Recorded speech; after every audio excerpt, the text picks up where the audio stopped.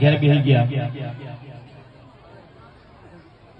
અને જે આગેવાનો બંધારણ કર્યું એ લોકોને ખબર નહીં ડીજે એટલે હું ખબર છે કમલેશભાઈ? ના ના ના એવું કહેતા હતા કે ડીજે વગાડશો એટલે બધા ભેગા થશે, નાચશે, કુશે, દારૂ પીશે ને ઝઘડા થશે.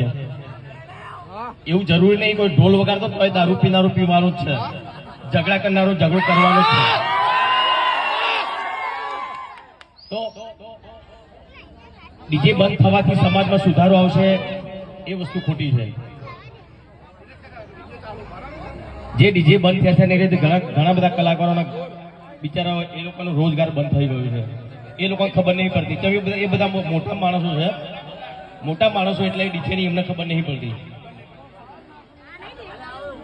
લોકો વીકો ગેરવી રાખીને ડીજે લાયા હતા, એ લોકો ઘેર બેસી રહ્યા બિચારા.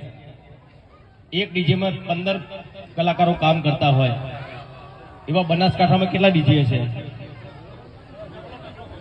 તો એક ડીજેમાં 15 કલાકારો કામ કરતા હોય તો કેટલા કલાકારો બિચારા ત્યાં બે ઘર એમને કમાણી બધી બંધ થઈ ગઈ એમની.